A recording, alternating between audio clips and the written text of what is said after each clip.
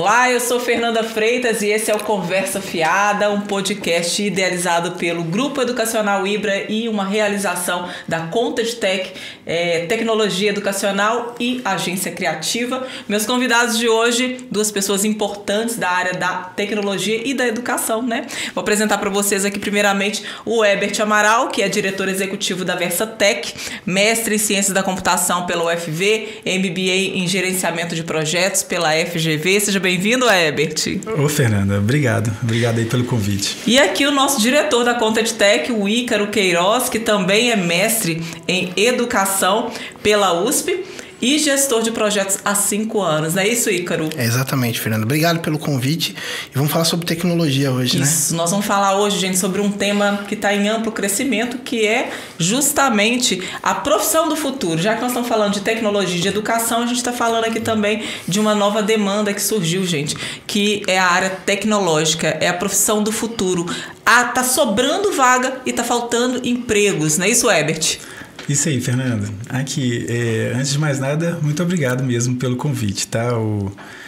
Tenho acompanhado aí o Conversa Fiada pelo LinkedIn, na verdade. Que legal! E acho um projeto super interessante porque traz temas relevantes aí para a sociedade como um todo, né? Como um todo, porque nosso objetivo não é falar regionalizando, né, Ícaro? Sim. A ideia nossa aqui com o podcast é justamente trazer assuntos de interesse nacional. Muito legal. Então, sobre a profissão do futuro e a questão da tecnologia da informação, o que eu tenho para dizer com relação a isso nesse momento que nós estamos vivendo é que década de 90 e ali o início dos anos 2000, muito se falava sobre a informática, o efeito que a informática iria fazer ou realizar nessa sociedade moderna, né? E muita imaginação também do que isso poderia vir a acontecer. E na verdade é o seguinte, quando a gente pega para avaliar algumas coisas que foram projetadas, muitas delas aconteceram, né? Verdade, e até mais rápido do que a gente imaginava, né, Herbert? Exatamente, porque o computador pessoal, ele chega no verão dos Estados Unidos de 1980, o PC da IBM, né? A partir daí foi uma transformação, porque foi a sociedade civil, o cidadão conseguindo ter acesso a um computador, né? O que aconteceu com isso? Foi uma explosão de sistemas, de softwares, né, de programas que iam ali sendo encaixados na utilização do computador. Aí a gente cita, por exemplo, o suíte de escritório, né, o Word, o Excel. Sim. Isso aí foi uma transformação. Antes disso era o quê? Era a máquina de datilografar. Verdade. Né? E aqueles arquivos para colocar um monte de pasta ali, né? Então o computador pessoal foi uma grande transformação. Muito papel. O computador pessoal foi uma grande transformação dessa sociedade moderna. E o outro baque, né, realmente, que vem para impulsionar isso é a internet, que vem ali no início dos anos 2000. Porque começaram a internet, ela estava ali... bem como antes dos computadores pessoais, na década de 80, eram as grandes universidades, era o exército, né? As defesas, que tinham ali acesso a computadores. Quando você vem para um uso pessoal, o computador ele entra numa escala pessoal, o cidadão comum pode ir na loja e comprar um computador. E a ideia é o computador de propósito geral, ou seja, com aquilo ali, a minha produtividade vai depender de mim, né? Aí você vem com um outro atenuante que no início dessa década de 2000, a explosão da internet, que começou também de maneira tímida, né? Usando os e-mails, né? Os correios eletrônicos. Foi a mesmo. Grande sensação de, nossa, eu posso mandar um e-mail para o Japão aqui de maneira instantânea e vai chegar do outro lado lá e a pessoa vai conseguir ver a minha mensagem, né? E as aplicações que foram surgindo em cima disso, as possibilidades, elas foram exponenciais. A internet, ela mudou a comunicação como um todo. Totalmente. Ela mudou como um todo. E quem não acompanhou essa evolução também foi fadado ao fracasso, porque eu conheço escritórios de advocacia, inclusive lá do Rio de Janeiro, que não se informatizaram, escritórios grandes que quebraram porque não acompanharam a evolução. E uma outro gancho que a gente pode puxar nessa fala sua. O tanto que a evolução do computador pessoal, da computação de maneira geral e a internet trouxe para alguns negócios. Por exemplo, quando você vem para essa área digital, Pensa aí nas máquinas fotográficas de antigamente. Sim. Olha, né? nosso Você tinha a gente tinha um analógico, tinha né? a Kodak, né? Que era uma grande companhia de filmes. A Kodak foi uma empresa que ela ela sucumbiu, porque ela também não acompanhou a virada, a revolução digital. E eu posso falar isso, meu pai era fotógrafo, né? Na época do analógico, e a gente teve que... Eu acompanhei, na época eu trabalhava com ele, acompanhei essa virada do analógico pro digital. E foi assim uma revolução. Mas quem é mais antigo, né, as pessoas que são mais de outras gerações, como o meu próprio pai, ele não conseguiu acompanhar. Mas aí tinha que ter o quê? Outras gerações ali para dar sequência. Exatamente. Complementando o que o Herbert falou, você vê como que é interessante essa questão do computador pessoal que a gente está falando aqui, né? Tem uma curiosidade muito bacana, o Herbert deve saber, que quando você assiste aquele filme Piratas da Informação, o primeiro protótipo de computador, né, que foi feito lá pelo Steve Jobs e aquele programador, parceiro dele, né? A patente era da faculdade, né? E eles foram apresentar para o reitor da faculdade o computador, porque eles precisavam mostrar para ele, porque como a patente era da faculdade. E aí eles mostraram, olha, a gente fez esse computador aqui, porque para eles comercializarem fora, a faculdade tinha que autorizar. E aí o reitor da faculdade falou, tudo bem, porque o que uma pessoa comum vai querer com um computador? Eu fico pensando que esse cara deve ter... tá se remoendo, né? Não, com certeza. E aí, dando continuidade a essa questão do computador... do pessoal, você tem depois uma outra revolução que é o celular, né? Que o celular traz tudo, inclusive que vocês estão falando de máquina fotográfica, traz tudo. Então, todo mundo hoje tem um celular. Eu acredito que hoje tem mais celular do que pessoas no mundo, né? E aí você traz tudo isso aí para dentro desse universo e a tecnologia está na mão de todo mundo. Não, exatamente. Hoje. E você falou uma coisa legal, que é a questão das eras, né? Você tem ali uma era pré-industrial, a era industrial, né, muito forte na Inglaterra. Isso trouxe uma organização em torno do conhecimento, né? Por isso que a academia, a educação é muito importante para essa indústria de base, né? E você hoje, com a computação na forma que está, a internet hoje, antigamente a gente falava muito de banda larga, né? Que você tinha aquelas internets ali que era de escada, né? Que era, a conexão era ruim, dava no máximo para mandar um e-mail, né? Hoje não, hoje você tem dispositivos de mão conectados à internet com uma velocidade que ela tem um custo, mas ela é adequada para executar diversos tipos de aplicação. Você Olha tem que aplicação interessante. Não, e outra, a gente precisava antigamente estar dentro de casa para ter o acesso à internet, né? Hoje em dia, além dos dispositivos de mão, a gente pode fazer uma viagem hoje com um ônibus com Wi-Fi. Exato. E aí você não fica sem sinal, você está sempre conectado ali durante toda a viagem. Isso mudou o estilo de vida totalmente das pessoas, né? Mudou. É o que você está falando, a gente precisa estar se preparando e acaba sempre virando um vício, porque a ambiente. gente se acostuma com isso e não consegue mais viver sem. Vamos parar para pensar agora, por exemplo, na parte de comércio eletrônico, o tanto de transação financeira, comercial que é realizada em cima da internet hoje. Agora com o Pix, então, tudo facilitou mais ainda, né? Então, assim, hoje nós vivemos essa era onde que a parte de fundamental, que é a parte dos equipamentos, das tecnologias, tudo já foi criado, né? Então, assim, já está aí, está à disposição. E hoje a gente está num momento que é o momento da construção das soluções. Então, o que mais existe no mundo real é problema, né? Você pode trazer esses problemas para esse ambiente virtual para eles serem resolvidos. Com qual objetivo? A agilidade, diminuir erro, ganhar mais rentabilidade nos negócios, né? Hoje, a comunicação, por exemplo, ela foi totalmente transformada por causa desses recursos tecnológicos e de comunicação que existe.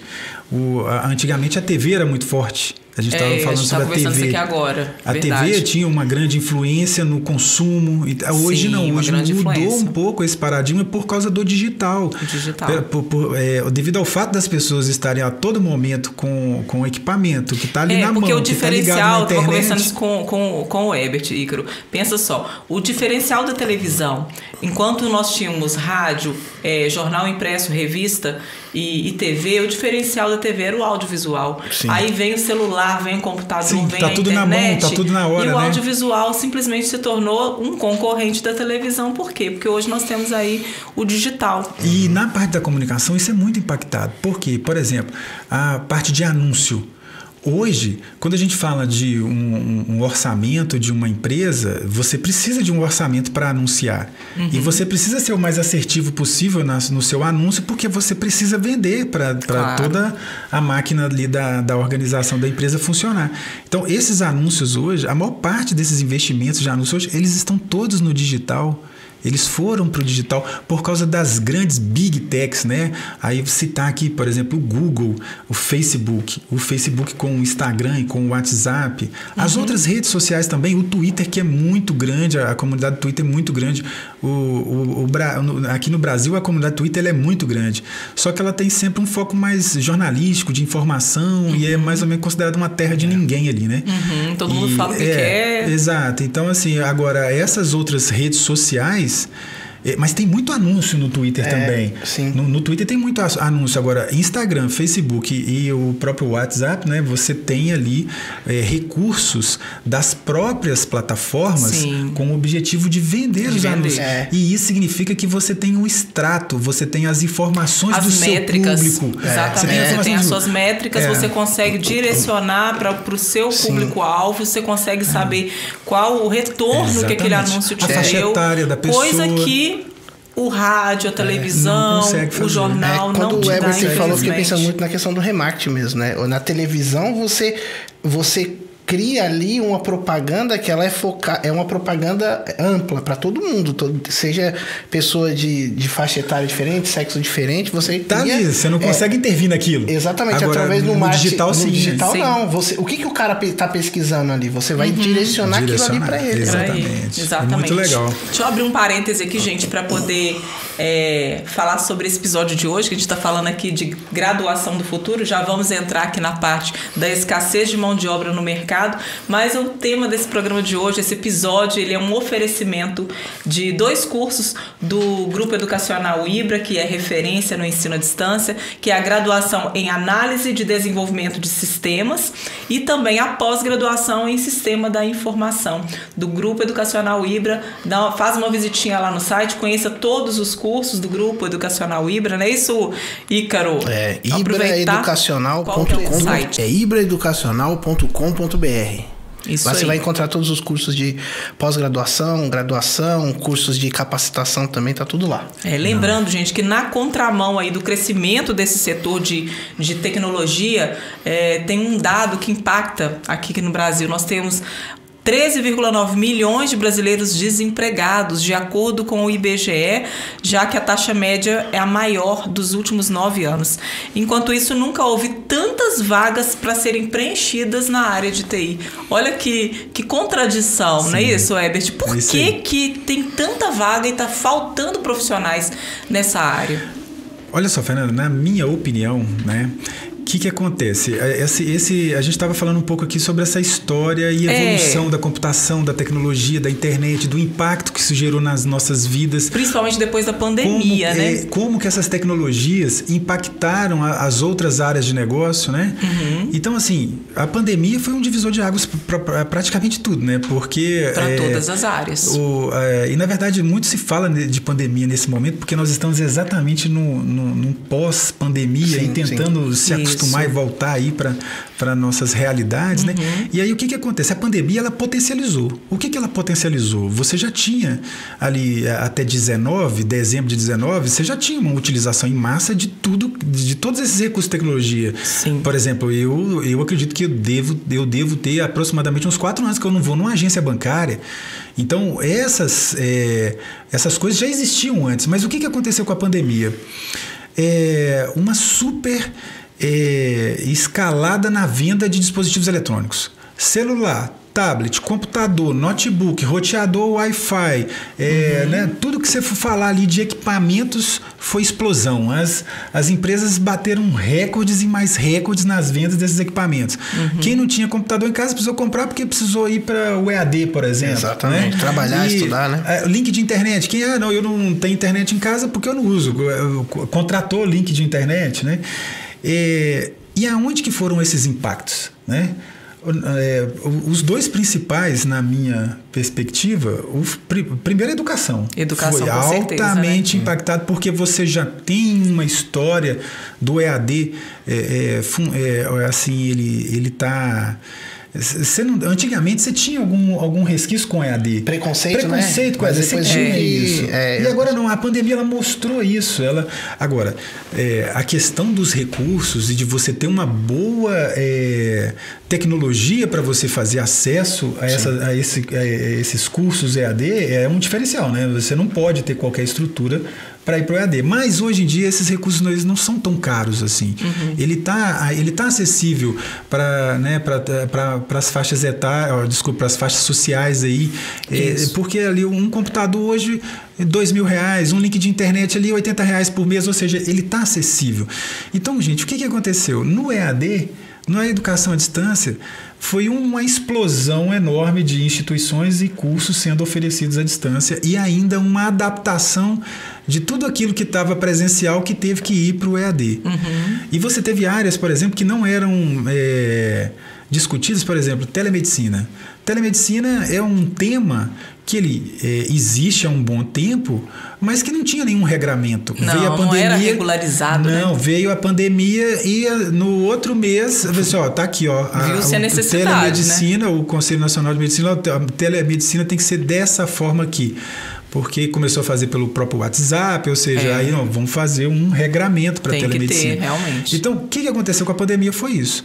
Esse impacto, principalmente no meu ver, na educação e na economia de maneira geral. Por exemplo, o comércio eletrônico. Então, se você já tinha uma grande venda de maneira eletrônica, isso foi potencializado. Eu vou dar um exemplo. Eu estava grávida na pandemia. Fez o enxoval todo? Eu fiz o meu enxoval todo pela internet. Eu não podia sair de casa. Gente, é isso hoje no nosso dia a dia. Meu tênis está acabando, vou comprar um tênis. Você pode ir sim na loja física e tal, mas a grande maioria hoje ela faz essa opção por fazer a pesquisa e comprar pela internet, né? Até porque você consegue economizar, preços, né? Consegue economizar, porque você vai ali, o produto é o mesmo. E você tem ali na palma da sua mão várias lojas, você pode ver qual que te oferece, né? O melhor custo-benefício, a melhor forma de pagamento. A desvantagem é o frete, que tem alguns dias. Aí é aquela questão, né? Se quiser comprar na loja física, você tem o benefício de experimentar, você pode sair dali já com o produto que você queria, né? Mas o comércio eletrônico, ele explodiu na época da pandemia. E exatamente essa explosão, Herbert, que levou as empresas a terem a necessidade de ter profissionais qualificados que entendam disso, né? Quando eu comecei a trabalhar com computação, né? Você nem imaginava, né? Que ia ter esse boom todo. Então, não imaginava de forma nenhuma. A gente era chamado de menino do computador. Vai lá, chama o menino do computador lá. Não tinha nem um nome, profissão. E aí, a gente sempre naquela, de quem é da área, naquela expectativa, não tem como você voltar atrás disso, né? Pensa numa aplicação simples. Pensa você entrar num grande supermercado e se naquele grande supermercado, se ele não tivesse TI dali, se não tivesse TI, se o supermercado existiria, por exemplo, né? Porque o objetivo da TI é esse, é ele vir para um problema que existe no mundo real, o caso do supermercado. No caso do supermercado você tem o cadastro das mercadorias, a venda das mercadorias, a integração disso com os sistemas eletrônicos de pagamento. Sim. Então, sem isso, você não tem escalabilidade. A TI, a tecnologia da informação, inclusive, ela é dita como uma área de apoio para as demais áreas do conhecimento humano. Então, com a pandemia, isso foi exponencial, esse crescimento, essa demanda. Já existia uma demanda grande antes. Com isso, com essa necessidade de você o tempo inteiro estar usando algum tipo de aplicação, entrar em algum site, fazer alguma coisa online, Isso aí é que explodiu a necessidade desses profissionais. Né? E é muito dinâmico também, né? A gente teve esse acelero aí do que você está falando, e agora cada vez está indo mais rápido, né? Você vê, por exemplo, você citou agora aqui que você comprar na loja física ou comprar na loja virtual. Aí você tem a questão de, vou numa loja virtual, mas eu não posso experimentar. Só que quando você tem, por exemplo, a perspectiva do metaverso, por exemplo... Você consegue experimentar. Exatamente. Eu vi questões da pessoa... O avatar consegue experimentar o sapato, ver como que fica no pé, consegue fazer toda a compra ali, toda aquela experiência, né? Porque quando a gente tá falando de tecnologia, a gente tá falando muito de experiência também. Uma sigla que tá muito em voga hoje em dia é a questão do UX, né? A questão da experiência. A gente você precisa experimentar, sempre né? ter essa questão a visão do usuário. O usuário tem uma experiência. E isso com o metaverso você sana, inclusive, essa demanda. Até essa demanda. Só, o metaverso é uma coisa incrível. A minha experiência com o metaverso agora foi pouquíssima. Mas eu experimentei algumas coisas. O que eu tenho para falar do metaverso hoje é que eu acho que ainda tá caro. Né? Se você for olhar aí o Facebook tem uma plataforma, inclusive a que eu experimentei foi a do Facebook, que você consegue fazer essa imersão. O Facebook mudou o nome para Meta por causa disso, metaverso. Por causa do metaverso. Aí o que acontece hoje ainda é caro os dispositivos. Ele precisa vir ainda para um patamar mais acessível. Para o consumo de alta escala, para gerar a mesma necessidade que nós estamos falando hoje da TI de maneira geral. Porque tanta gente precisando desses recursos. Verdade. Que cresce a necessidade do profissional naquele contexto.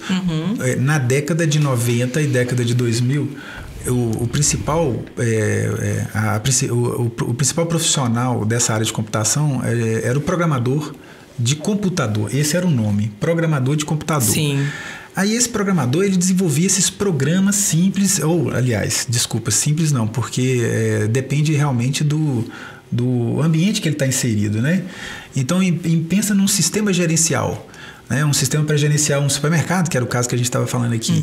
Então você precisava de um programador de computador para ir lá entender as regras de negócio, como que vai funcionar um supermercado, consultoria, né? Para ir lá e fazer um programa de computador. E o que é um programador de computador? Existe uma linguagem especial para se desenvolver, né? Uma linguagem mesmo, como se fosse o inglês, o francês, é uma linguagem para você escrever códigos, e esses códigos é que faz ali a execução de alguma regra de negócio. Por exemplo, vou cadastrar o cliente, tem um código por trás ali para dizer exatamente como cadastrar o cliente. Então, esse profissional que tinha essa função hoje, eles estão chamando de desenvolvedores de software, e essa geração de 2000 para cá, né? Eu nem sei como é que chama, milênios, né? Acho que é isso mesmo, os milênios. Sim. Eles são os devs, né? A linguagem deles são os devs. Mas é o profissional, é a necessidade do profissional que consiga pensar no problema que existe no mundo real ali, do sistema que precisa ser feito, e vir e colocar isso dentro do ambiente de TI, dentro da computação. Sim. Fazendo a visão do usuário, né? O usuário precisa ir lá e fazer alguma coisa lá dentro do sistema. E isso aí é o que explodiu, Fernanda. Você precisa disso o tempo inteiro. O tempo inteiro. E hoje, por exemplo, está tudo muito ligado à internet. As plataformas de internet. Então, são sites, são portais de internet. Com que objetivo? Você fazer a convergência da comunicação para uma plataforma, que é o caso do Ibra Educacional, por exemplo. Né? Ele tem um domínio, né? O Ibra Educacional. Sim. E aí, .com.br? Como é que é? .edu.br. ibraeducacional.edu.br. Ali é um grande portal de acesso às informações institucionais do Ibra. E ali dentro está acoplado vários sistemas, várias aplicações, o ambiente virtual de aprendizagem do aluno, onde que está todos os cursos, os conteúdos. Tem lá a tesouraria, onde que ele pode ir lá e resolver a problema de tesouraria. Tem a biblioteca virtual. Né? E então, cada uma dessas áreas precisa de um profissional voltado para uma área de atuação. Você citou aí agora há pouco desenvolvedores de sistemas, de softwares, mas existem também os engenheiros de redes, né? Os engenheiros de telecomunicações, os cientistas de dados, a segurança da informação, a privacidade de dados. Então, assim, a gente fala de TI, é um universo muito amplo. Muito amplo. Muito amplo. E, inclusive, eu tenho um outro dado aqui da Brascom, que um dado divulgado no relatório da Brascom, que anualmente o Brasil capacita 46 mil pessoas com perfil para atuação em TI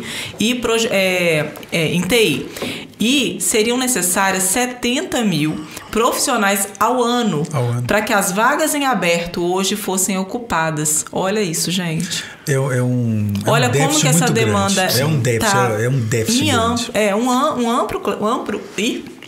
Um amplo crescimento e que a gente não está conseguindo ter profissionais para acompanhar essa evolução. Sem contar, Herbert, que a gente sabe que é uma área que a pessoa tem que estar sempre reciclando, porque todo dia surge uma novidade. É uma área que requer um estudo contínuo, então a pessoa precisa gostar de estudar para começar. Precisa gostar de estudar. Na verdade, Fernanda, é difícil você ver a profissão que não precisa estudar. Hoje em dia tudo a gente tem que estar atualizando. A computação não é diferente. E eu acho, e aí que é o grande ponto, porque é uma área complexa de se estudar, como você acabou de citar aí, uma diversidade de profissões. Então quer dizer que você tem um vasto, um amplo conteúdo para ser absorvido. Dificilmente você vai ter um profissional desse que vai conseguir fazer todas essas atividades. Não consegue. Até porque é uma área muito complexa. Ele precisa ali se especializar em algumas dessas áreas, né? O desenvolvedor de software hoje assim, na minha percepção de mercado, né, trabalhando lá com a Versa Tecnologia, é a área que mais demanda profissionais, os desenvolvedores. Porque os desenvolvedores, é isso que a gente estava falando, a quantidade de aplicações ela não vai parar de crescer. Sempre vai existir novas aplicações, novos sistemas precisando ser construídos. Sim. Porque o próprio nome já diz, ele é um sistema especializado. Você faz um sistema para aquele problema que você quer. Então, essa demanda não acaba. No Brasil hoje, né, quem mais contrata esses desenvolvedores de software são as fintechs, são as empresas que estão ligadas ali às instituições financeiras, né? Aí as maiores tem as estatais, né? Que é o Banco do Brasil, tem a Cobra, né? Que é a empresa de tecnologia do Banco do Brasil, tem a da Caixa Econômica, que me fugiu o nome aqui agora. Então, você tem as estatais financeiras trabalhando empregando muitos profissionais e as terceirizadas dessas estatais e, além disso, as fintechs privadas, que são grandes grupos, né? O Brasil tem grandes grupos financeiros, de banqueiros, né? Trabalhando. Então, isso aí leva os melhores programadores estão nesse ramo aí. E essas empresas estão, inclusive, fazendo trabalhos para tentar captar e desenvolver esse tipo de profissional. Porque você tem hoje ele não consegue abrir a vaga, então ele tem que formar o profissional. Você tem inclusive os tais dos hackathons lá, né? Que você faz uma estrutura onde você faz como se fosse uma Olimpíada, né? Mesmo de desenvolvedores, e esses desenvolvedores ali vão ser selecionados. A Versa faz isso, né? Sim. Você faz uma seleção ali, aqueles selecionados vão ser os seus funcionários. Exatamente. Citando a Versa, a gente fez agora recente a 4ª edição do Versa Academia, que é exatamente isso. É fazer uma seleção de pessoas que têm uma aptidão. Sim. E criar ali um programa de trainee, um programa de treinamento. Esse programa nosso ele leva em torno de 6 meses. E assim, nós estamos na 3ª edição conclusa. Todas as edições, os estagiários viram ali os profissionais iniciais. É a primeira experiência do profissional na área, sabe? A tendência, justamente, a solução que as empresas estão buscando tem sido essa.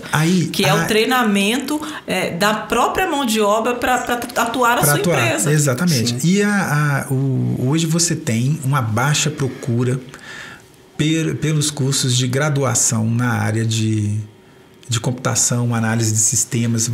Eu acho que é baixo. Por quê? Porque você tem essa demanda que você citou aí. Ou seja, está formando uma média de 40, mas você precisa de 70 mil por ano. Né? E o dado da Brascom aí diz que é quase 900 mil déficit. Deixa eu voltar aqui para a gente ver aqui, ó. O déficit aqui, voltar aqui.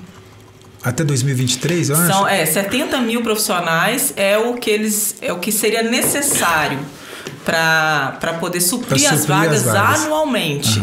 E eles estão capacitando cerca de 46 mil. Por ano.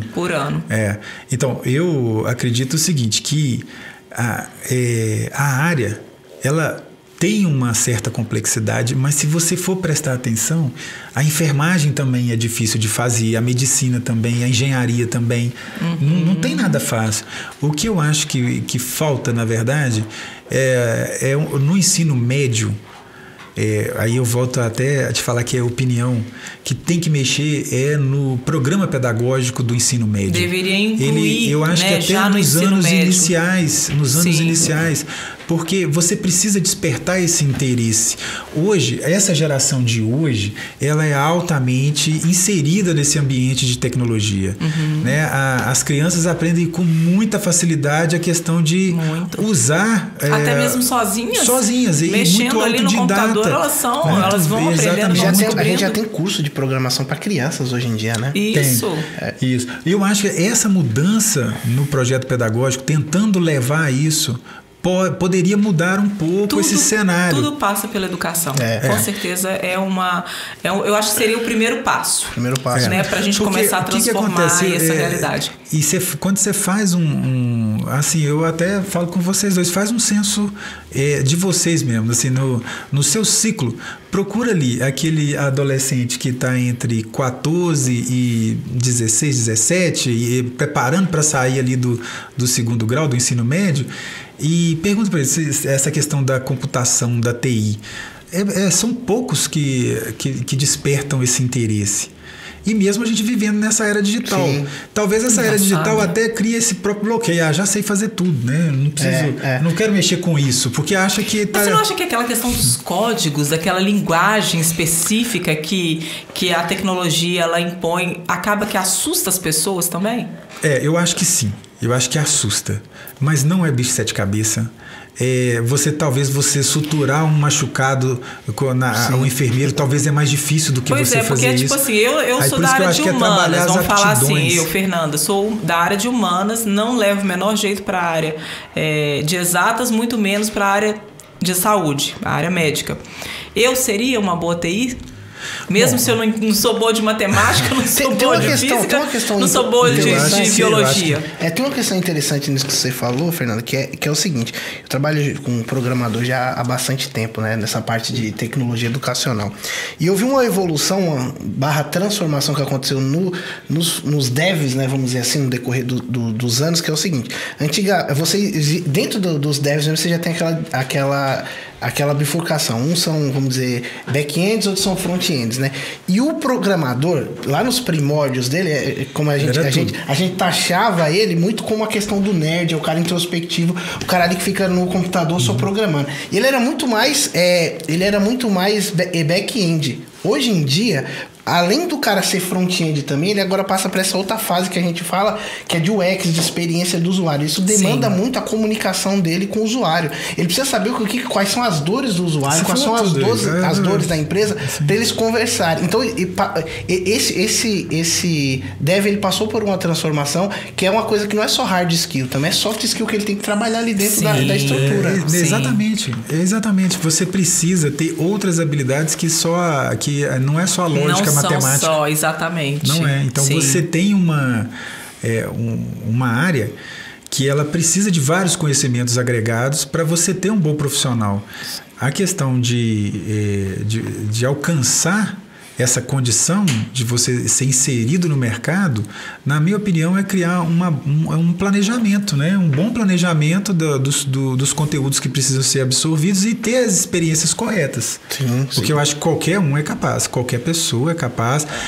Tem um nível de dificuldade, com certeza, mas não é alienígena, né? Porque as pessoas acham que aquelas telas com aqueles códigos, porque, por exemplo, vamos fazer uma analogia com o inglês. O contato de uma pessoa que não sabe inglês, na hora que vê uma página toda escrita em inglês, aquilo ali é algo incompreensível. E o inglês é um pré-requisito básico para quem quer trabalhar na área de tecnologia da informação. Muitos conteúdos. Antigamente tinha uma dor horrível para quem não tinha um conhecimento básico em inglês, porque as bibliografias elas vinham muito em inglês. Né? No meu mestrado, por exemplo, o livro inteiro era em inglês, então você tinha que se virar para a tradução, entender o conteúdo, né? Hoje em dia as traduções são mais acessíveis, Só que o inglês, ele é um diferencial. Ele, assim, ele faz parte do aprendizado da programação de computadores, né? Desses devs, né? Então, assim, o inglês é um diferencial. Mas, voltando a falar que não é nada alienígena, a partir do momento que você conhece um pouquinho do inglês, você começa a entender o texto. Com certeza. É a mesma coisa com a linguagem de programação. Você começa a entender as palavras-chave, os vocabulários, como organizar. Então você vai avançando, não é, né? A questão tem que ter um planejamento, né? Como o Igor falou, você tem os programadores de front-end, que são aqueles que pensam mais na interface, né? Antigamente na faculdade, chamava interface em homem-máquina. Não pode nem falar isso hoje em dia, que senão fala que é de feminista, né? Homem-máquina. Mas esse era o termo que eu fiz na disciplina na faculdade, homem-máquina, que é pensar a ideia de como que eu vou interagir com o sistema. Experiência, né? Qual que é ali a interface que eu vou ter, que botão que eu vou apertar, né? Então, esses programadores, eles são programadores também, mas eles precisam de outras habilidades. E essas habilidades, elas... se elas não forem bem tratadas, a possibilidade de você ter sistemas ruins e não funcionais é muito grande, né? Não dá para ser mais aquele programador introspectivo que só programa, não. Você tem que ter uma comunicação boa, saber o que o usuário precisa, saber se comunicar com o usuário, saber se ele vai apertar aquele botão ali que você criou, né? Mas hoje o que está posto é isso, Fernanda. Uma enormidade de vagas nessa área de tecnologia da informação. Desde quando eu entrei para a faculdade, ali no fim da década de 90, né? Eu entrei em 98, eu já escutava, a computação é a área do futuro, computação é a área do futuro. E eu não me arrependo de ter feito, né, de ter ido para essa área, porque me identifiquei muito com a área, apesar de hoje não trabalhar na área técnica, né? Eu fico mais numa... Porque eu fui mais pro empreendedorismo, né? Para empreender negócios na área. Isso, então, mas o que não deixa de ser, né? Você não deixa de estar nessa área. O meu pezinho tá lá na computação, na TI, eu ganho a minha vida desde sempre, foi com isso. E construí uma carreira. É uma área gratificante e, assim, o que eu acredito é que a única forma da gente combater esse déficit é realmente com essa educação à distância. Você tirar as barreiras, diminuir o valor da mensalidade, porque as mensalidades, elas para você atingir esse público de classe C e D, você precisa ter uma mensalidade atrativa, né? E eu acredito que o IBRA está de parabéns, né? Por ter 2 cursos aí, um de graduação, né? Análise de sistemas, e o de pós, né? Então, eu acho que o trabalho que deve ser feito hoje com esses cursos é tentar formar esses profissionais. Mas o próprio podcast de hoje na verdade, uma tentativa de nivelar esses conhecimentos, de levar essas informações para o grande público, para dizer que existem essas oportunidades. E muitas, né? Inclusive, um outro lado, a gente está falando de desafios, a gente está falando de dificuldade, não estamos falando do lado bom também, não.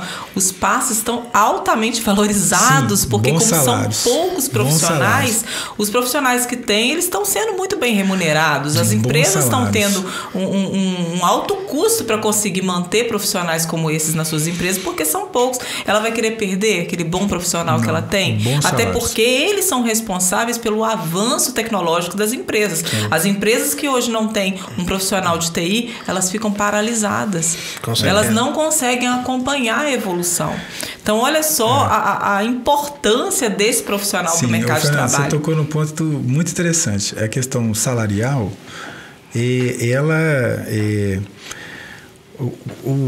com essa explosão toda que a gente estava citando, né, da pandemia e tal, e do crescimento desses sistemas e da necessidade do tempo inteiro você estar desenvolvendo sistemas, as empresas com o Brasil, os gringos, né, vamos chamar lá, a América e a Europa, parte lá também da Ásia, que eles... não existe barreira mais. Então, o home office, né, que foi também assim, a pandemia impactou muito e ajudou a indústria de computadores a vender computador, internet, essas coisas, né? O home office, as empresas globais, elas não têm fronteira hoje. Nenhuma. Então, você pode estar trabalhando aqui para uma empresa lá em outro país. Exatamente. Aqui dentro de Caratinga hoje, gente, né, no leste mineiro. Falar com vocês, eu acho que eu vou virar TI. Eu vou ter que entrar nessa área. Que área maravilhosa. Tem um colega nosso que está trabalhando nos Estados Unidos. Exato. E aí o que acontece? Do mundo vem aqui para o Brasil, porque o Brasil tem muitos bons programadores. Aí as grandes capitais do Brasil, BH, São Paulo, Rio, Porto Alegre, né, as grandes começaram a buscar profissionais também no interior. Então, assim, a escalabilidade hoje, ela é permitida pelo home office. Olha só que você bacana.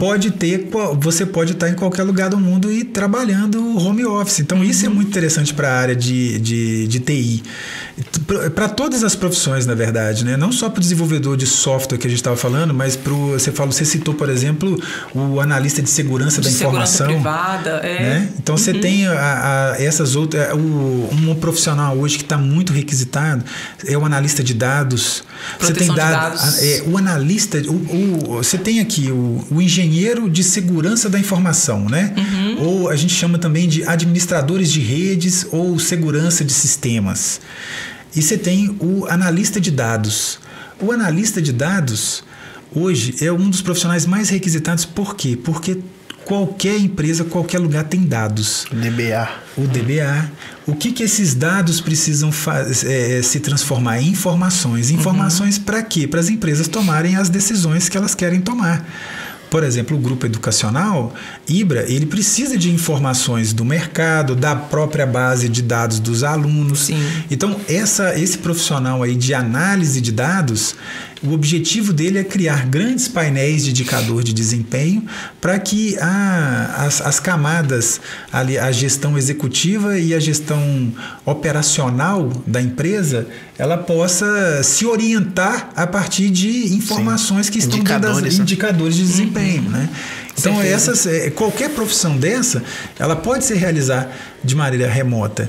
Então, esse boom que nós temos hoje no Brasil, com essa alta demanda por esses profissionais, é também devido ao home office. Ou seja, o home office ele está possibilitando essa questão. E a questão dos salários que você citou são bons salários. Não, e tem um outro dado aqui que eu quero passar para vocês agora, que de acordo com a consultoria em recursos humanos, Revelo, os salários de profissionais de tecnologia dispararam cerca de 30% em 2020. Isso há 2 anos atrás. Isso. E olha só, você não tem condições hoje, por causa do home office, de as empresas do interior pagar salários menores do que as empresas. Porque você não precisa sair da sua cidade, precisa aceitar o emprego. Sim. Então, isso gera também economia para a própria empresa, né? Claro, ela não vai ter o custo operacional de manter o profissional ali na própria empresa ou em outra cidade, aquele auxílio moradia, vale transporte, não precisa de nada disso. Isso acaba recaindo numa remuneração melhor para o próprio funcionário. Um lado ruim que eu acho dessa história toda, dessa alta demanda, os profissionais de TI, porque a área de tecnologia da informação hoje, você não tem nenhuma entidade de classe, você não tem nem, como os advogados têm a OAB, né? Os médicos têm lá o Conselho de Medicina. Não tem um sindicato, nenhuma entidade, né? Para regulamentar os direitos ou seja, da o que eu faço, o trabalho que eu faço, uma pessoa sem diploma pode fazer, teoricamente pode fazer. E, na verdade, acontece isso, porque dependendo da pessoa, você tem pessoas autodidatas que conseguem ali pegar referências bibliográficas e ir estudando, né, por sua conta e avançar. Aí o lado ruim que eu acho que isso está...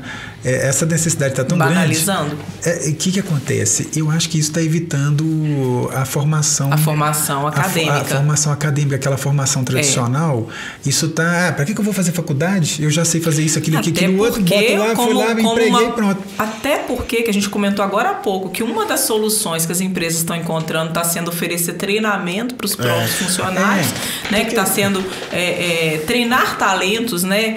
Capacitar talentos. Então, isso isso já acaba sendo assim... já vou fazer aquele programa de treinamento. Eu vou trabalhar numa empresa, eu já vou estar sendo remunerado e vou estar aprendendo. Por que eu vou pagar para fazer uma faculdade? Exatamente. Então, isso aí, na verdade, porque se você for olhar, nenhum tipo de graduação... ele vai ensinar a pessoa ali a ser o profissional daquele jeito que ele precisa ser, né?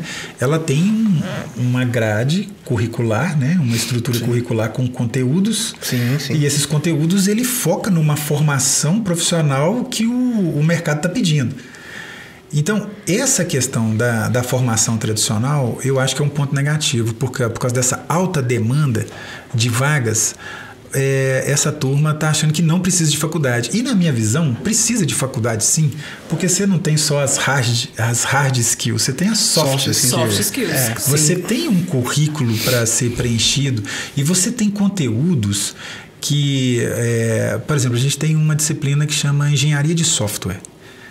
Engenharia mesmo, da engenharia, de você não vai projetar uma casa, você precisa também, você projetar um software, você precisa ter um regramento, o uso das boas práticas, você precisa utilizar metodologias, e a formação tradicional, essa formação acadêmica, ela te leva para esse conhecimento.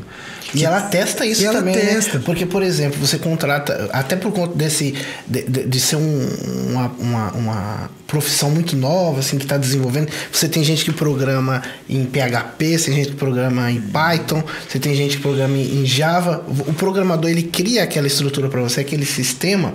Só que ele vai ser testado ali, depois, vamos dizer, tem software, você sabe que depois de um ano a gente ainda está em fase de teste. Se você tem aquele diploma para testar que aquele cara realmente sabe o que ele está fazendo, você fica mais tranquilo. Agora, se você contratar um cara para trabalhar um ano para depois no final você ver se realmente se o banco de dados que ele fez funciona, se a linguagem dele é uma linguagem limpa, né? Olha só, eu não generalizo, eu acredito que uma pessoa sem formação superior possa sim alcançar, né, se transformar num profissional bem-sucedido, mas eu acho que é muito mais difícil. Eu acho que a academia, ela vai te dar o conteúdo básico orientado com pessoas, né? Porque a gente estava falando muito de tecnologia. A gente, inclusive, tem muito se fala de que a tecnologia vai, ao longo da evolução da história, ela vai acabando com determinadas profissões. Na verdade, o que acontece é apenas uma adaptação. As profissões vão se reinventando com a tecnologia. O que mais o mundo precisa são de pessoas. Verdade. O foco está nas pessoas. Se você vai ler qualquer bibliografia de administração, o foco é as pessoas que precisam se interagir, as pessoas que precisam se relacionar, seja por uma relação de entretenimento, seja por uma relação comercial, né? Então, assim, o foco é as pessoas. E eu acho que a formação acadêmica, ela contribui muito para a qualidade do profissional. Com certeza. Não tenha dúvida. Com certeza. E aqui eu até indico o IBRA, sabe? O IBRA Educacional, eu acho que é uma escola boa, sabe? Para se estudar nesses sistemas. Gostando. Isso aí. Gente, aqui, só pra gente encerrar então, que tá sendo muito bom esse bate-papo, né? Tô gostando muito, viu, Ícaro? Pode me chamar de novo aí, Fernando. Você tá de parabéns aqui, Herbert. Falar mais, depois você pode tocar outra pauta. Obrigada demais aí pelas suas considerações, né? Você que entende demais dessa área, trouxe muitas reflexões necessárias pra gente. Mas assim, pra gente poder encerrar, o que seria fundamental, um pré-requisito fundamental, vários, né? Pode citar mais de um, para um profissional que deseja se especializar na área de TI? Olha só, a minha opinião é que as pessoas que são mais objetivas, aquelas pessoas de qualquer faixa etária, aquelas pessoas que têm um raciocínio mais objetivo, que resolve os seus problemas do dia a dia de maneira mais organizada, pensa o que vai fazer, pensa no problema, pensa em alternativas para se resolver o problema. Eu acho que esse é o perfil. Você não tem, mas a menina precisa saber muita matemática, física. Tá, ok. Essas pessoas que têm uma aptidão para matemática e física, geralmente elas têm um raciocínio lógico mais bem organizado, né? Pensam dessa forma, né? Mas isso não é característica só para o pessoal da área de exatas, né? Eu acho que é muito raso você fazer uma avaliação de aptidão focada muito nessa divisão do conteúdo, né? Humanas... Não, exatamente, porque a gente conversou agora há pouco. Eu acho que tem que ser, assim, a pessoa que vai para a área de TI tem que estar criatividade, eu acho que deveria ser, né? Pode ser gostar de estar sempre atualizado às tendências. Curiosidade, vontade de aprender sozinho, tentar ir lá e fazer alguma coisa. Né? Eu acho que não tem restrição. Né? Não cruzar os braços diante do problema. Desenvolver, né? O pessoal fala bastante, são você seguir processos, né? E por exemplo, né? Trazendo pro exemplo aí que todo mundo, que os programadores geralmente dá. Você acordar, colocar seu tênis, vestir sua roupa, escovar os dentes, é um processo que você está seguindo. Sim. O programador, quando ele vai criar um algoritmo, ele vai criar uma forma de resolver um problema ou de fazer uma rotina, né? Rotina que eles falam. Sim. E é exatamente isso. Se você sabe criar uma rotina, você sabe criar um sistema. Ficou muito bem, é isso. Isso aí. É isso, um sistema... Uma funcionalidade de um sistema é uma rotina. Uma rotina. E ela vai ali toda hora se executar, né? Então, para você resolver isso, você não precisa ter esse pensamento organizado, objetivo, sim. Ser proativo, não arrumar problemas que você não precisa. Exatamente. Eu acho que é mais isso, sabe? Isso está aberto. Focar na solução de problemas. Né, tanto é que nós fizemos agora a 4ª edição do Versa Academia, e foi bem legal, porque um programa de trainee a gente tinha 10 vagas. A gente fez 5 vagas para trainee para apps, para desenvolvimento de aplicativos móveis, e 5 para desenvolvedor back-end, né? Para aquela parte ali mais de fundo, né? O Glauco, que é o nosso coordenador, ele desenvolveu uma prova de seleção que a pessoa não precisa saber nada sobre programação, computador, internet, não precisa saber nada disso. A proposta dele foi muito em cima disso, você precisa resolver um problema. O que você vai fazer para resolver o problema? Sim. Isso é o que esses profissionais de TI, com foco principalmente em desenvolvimento de software, a manutenção do software, a evolução do software, ou da segurança que envolve a parte de dados, né? Você precisa sempre estar resolvendo problema. Então, esses problemas, a característica da pessoa são as básicas. Ela não pode se impressionar com o tamanho do problema, precisa ver o problema, organizar o problema em partes menores, como você falou, organizar como executar. Então, essa o perfil desse... A premissa básica, né? O perfil para esse profissional. Isso. Né? E eu acho que não está atrelado à área de conhecimento, e sim a mais essa aptidão. Muito bem. Muito obrigada, Herbert. Desculpa ter falado demais aí na cabeça de vocês, tá? Mas foi um prazer estar aqui. Bom tá? demais. Prazer muito mesmo. bom. Pode prazer foi nosso aí. Aqui te receber. Obrigada, Ícaro, também participar com a gente desse podcast hoje. Obrigada por aceitar aí o nosso convite. Te agradeço aí. Obrigado pela oportunidade. Valeu, obrigado, Herbert. Gente. Obrigado. Vocês que nos acompanharam até aqui, espero que tenham gostado. A gente se vê no próximo episódio do Conversa Fiada. Até lá. Que era, Bruno, que você tava desesperado aí, me chamando? Desesperado, porque você tem que aprender com o cara ali, rapaz. Aprender a falar Fala demais. Que você falou o tempo inteiro fora. O microfone tá aqui, cara. Não. Aqui, deixa eu falar com você aí, depois eu não vou conversar sobre isso.